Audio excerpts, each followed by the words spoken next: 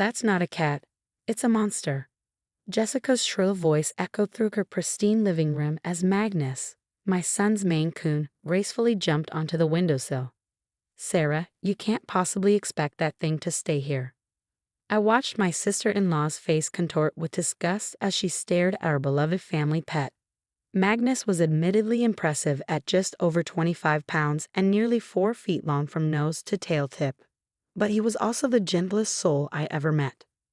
Jessica, we discussed this, I said, keeping my voice level. It's only for 3 weeks while our house is being renovated. Magnus is well behaved and Tyler needs him. I glanced at my 12-year-old son, who was already having difficulty adjusting to staying at his aunt's house. Well behaved, Jessica scoffed, adjusting her designer blazer. Look at all the hair it's already shedding. And those paw prints on my imported tiles. She pointed accusingly at invisible marks on her spotless floor. Tyler moved closer to Magnus, his hand protectively stroking the cat's silver-gray fur. His name is Magnus, Aunt Jessica, not it, and he doesn't shed that much. I'd always known Jessica had an issue with pets. Her house looked more like a furniture showroom than a home. But her reaction to Magnus seemed excessive, even for her. Ever since Tyler had rescued him from a local shelter 3 years ago, Jessica had made it her mission to criticize everything about him. 3 weeks, Jessica muttered, typing furiously on her phone.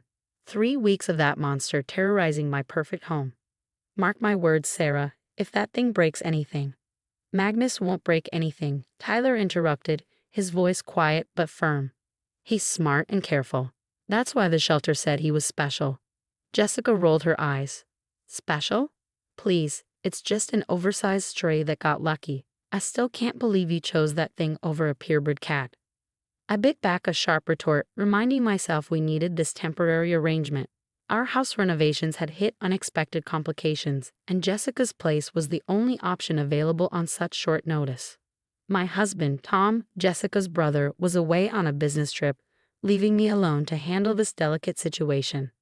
That first night, I caught Jessica taking photos of Magnus, muttering about documenting the damage. She followed him around with her phone, snapping pictures whenever he even looked at her precious furniture. Mom, Tyler whispered as we unpacked in the guest room, I don't think Aunt Jessica likes Magnus. Your aunt just needs time to adjust, I said, though I shared his concerns. Magnus will win her over. However, Jessica's behavior grew increasingly hostile over the next few days. She'd accidentally spray Magnus with water if he came too close to her designer couch, claiming she was just watering her plants. She'd blast loud music whenever he tried to nap, insisting it was part of her daily routine. The breaking point came exactly 1 week into our stay.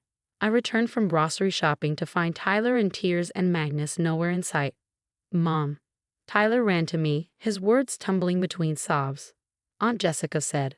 Magnus knocked over her crystal vase, but he was with me the whole time. Now she's saying he has to go. I found Jessica in her home office, looking too pleased with herself. Sarah, be reasonable, she said before I could speak. That monster is too big for this house. I've already called animal control. They'll be here within the hour. You did what? I fought to keep my voice steady. Jessica, you have no right. I have every right, she snapped. It's my house, and that thing is a menace. Did you know Maine Coons aren't even real cats? They're part wildcat or wolf or something equally dangerous. I've been doing my research. I almost laughed at the absurdity of her statement, but then I saw the glint in her eyes. This wasn't about Magnus. This was about control, about Jessica's need to dominate every situation. Show me the broken vase, I demanded. Jessica's smile faltered. I had cleaned it up already, for safety. Really? Because Tyler says Magnus was with him all morning. And I know Magnus is microchipped and DNA registered. The shelter required it. Would you like to see his records? DNA registered. Jessica's perfectly manicured hand flew to her throat. What do you mean? I pulled out my phone, quickly finding the email from the shelter. The shelter had all its rescue cats tested through a new genetics program. They track lineage, breed authenticity, and even potential health issues. Magnus's results were interesting. Jessica's face paled slightly. Interesting. How? Before I could answer, the doorbell rang. Jessica jumped up. That must be animal control. Finally. But when I opened the door, it wasn't animal control. Instead, a distinguished-looking woman in a lab coat stood there, holding a tablet and wearing an ID badge from the National Feline Genetics Laboratory. "Mrs. Harrison," she asked, looking at me. "I'm Dr. Eleanor Phillips. We've been trying to reach you about your Maine Coon's DNA results.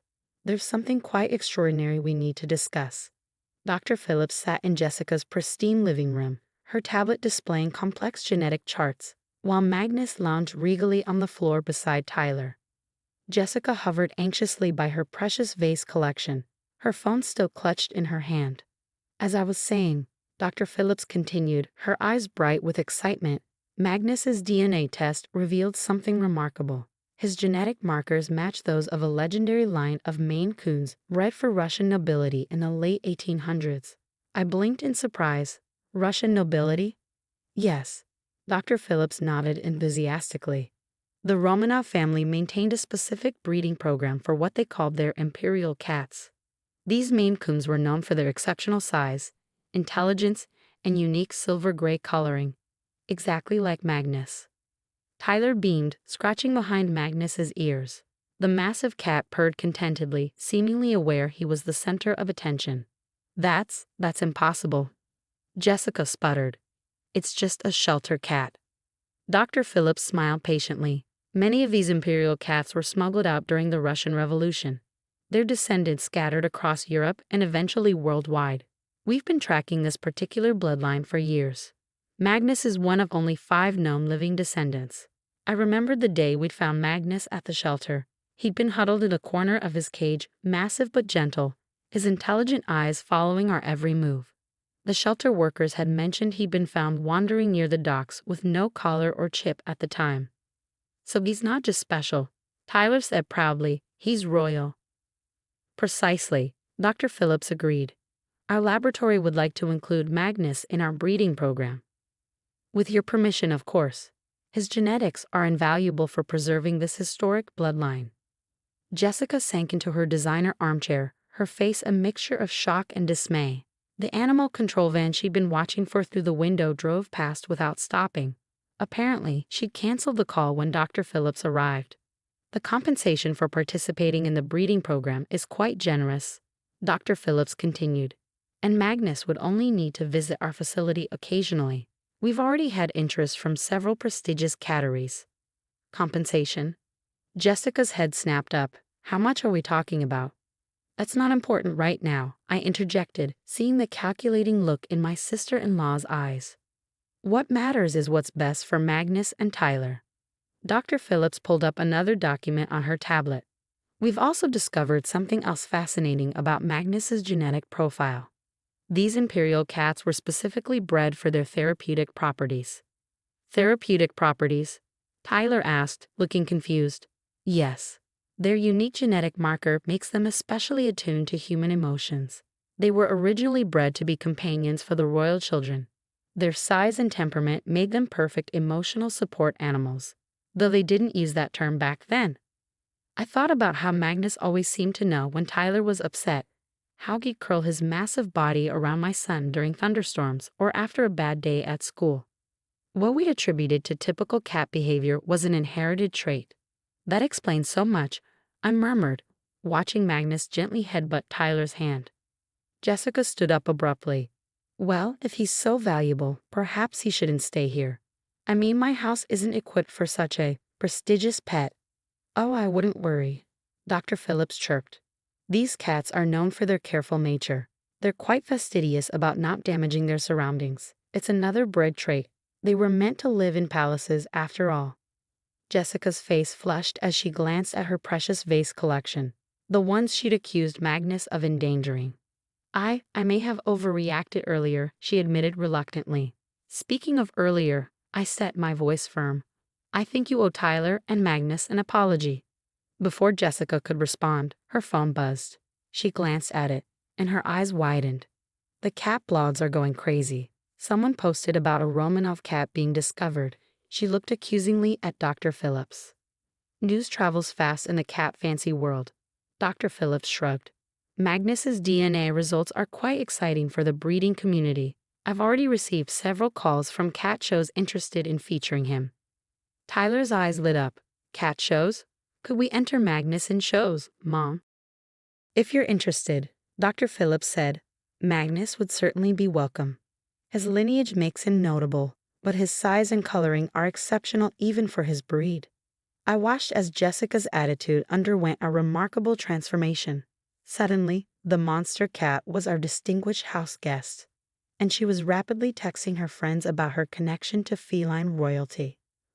Perhaps we could work something out, Jessica said, trying to sound casual.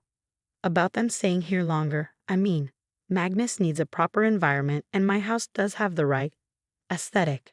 I caught Dr. Phillips hiding a smile behind her tablet.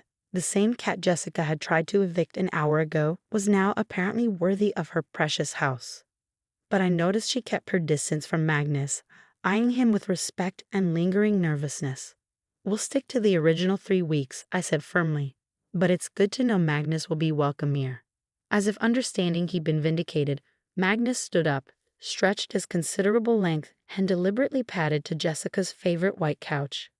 We all watched as he delicately settled himself on the floor beside it, close enough to make a statement but carefully avoiding contact with the expensive fabric. Now then, Dr. Phillips said, pulling out some forms, shall we discuss the details of the breeding program?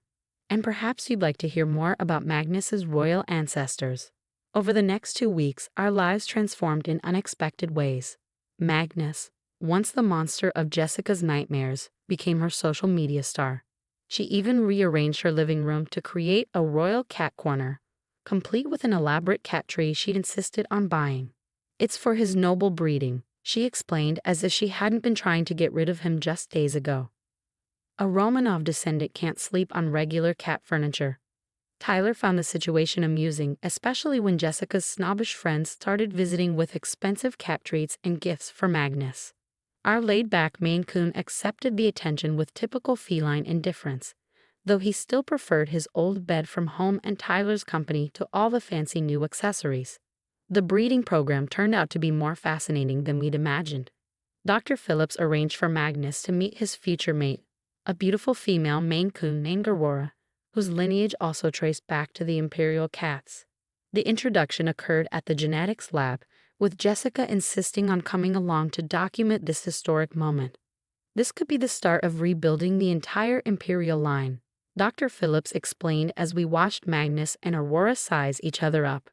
Their kittens would be incredibly valuable, both genetically and historically. Tyler, who'd been quiet during most of these discussions, finally spoke up. But Magnus will still live with us, right? He won't have to stay at the lab. Of course, he'll stay with you, Dr. Phillips assured him. We only need him here for scheduled visits. His home environment, especially his bond with Tyler, is crucial for maintaining his excellent temperament. Jessica, who'd been filming everything on her phone, suddenly gasped. Oh my goodness, look at my followers. The video of Magnus's royal cat corner has gone viral. I eye-rolled with Tyler. Jessica's social media transformation from cat critic to cat enthusiast was perhaps the most entertaining part of this whole experience. She'd even started referring to herself as Magnus's aunt in her posts. As our 3 weeks at Jessica's house drew close, I noticed another unexpected change. Tyler, who'd always been shy and reserved, had grown more confident. Having his cat recognized as special helped him feel special too. He'd started giving little presentations to Jessica's visitors about Maine Coon history and Magnus's imperial lineage. Jessica surprised us all the day before we were due to move back home. I've been thinking, she said over breakfast, trying to sound casual. Your house renovations must have been quite expensive. Perhaps I could help. The breeding program compensation could cover it easily. I looked at her carefully. That's very generous, Jessica, but Magnus is Tyler's cat. Any compensation from the program will go into a savings account for his future. Oh, Jessica looked genuinely disappointed. Well, at least let me host Magnus's first official cat show appearance. I've already been in touch with some organizers. Actually, Tyler interrupted. Dr. Phillips said we should wait on shows. Magnus needs to focus on the breeding program first, and too much excitement might stress him out. Jessica deflated slightly but nodded. Of course. We must think of his royal duties first. As we packed up our belongings that evening, I found Magnus in his royal corner, completely ignoring the expensive cat tree in favor of the cardboard box Tyler had given him to play with. Some things never change, do they? I laughed, watching the massive cat squeeze himself into the too small box. Mom, Tyler said thoughtfully, do you think Magnus always knew he was special? Even at the shelter? I looked at our extraordinary pet, who was now purring contentedly in his box. Despite his royal blood, he was the picture of ordinary cat behavior. I think Magnus knew exactly who he was, I replied. He was just waiting for the right people to figure it out too. Later that night, as we said our goodbyes, Jessica actually hugged Magnus, something I never thought I'd see. You're welcome back anytime, she told him earnestly. Both of you, she added, smiling at Tyler. As we drove home, Tyler was sleeping in the back seat with Magnus protectively curled around him, and I couldn't help but smile. Our monster cat had done more than prove his royal heritage. He'd helped bridge family divides, boost my son's confidence, and even soften Jessica's rigid worldview. Dr. Phillips mentioned that imperial cats were bred to bring people together, provide comfort, and foster understanding. Looking at my son and his extraordinary pet, I realized Magnus had been doing precisely that all along, DNA test or not. When we finally walked into our newly renovated house, Magnus took a regal tour of his domain, checking each room before settling in his favorite window spot, the one Jessica once claimed was being ruined by cat hair. Welcome home, Your Highness, Tyler giggled, scratching Magnus's chin. The massive cat just purred, perfectly content being exactly who he'd always been. Royal blood, standard box, and all.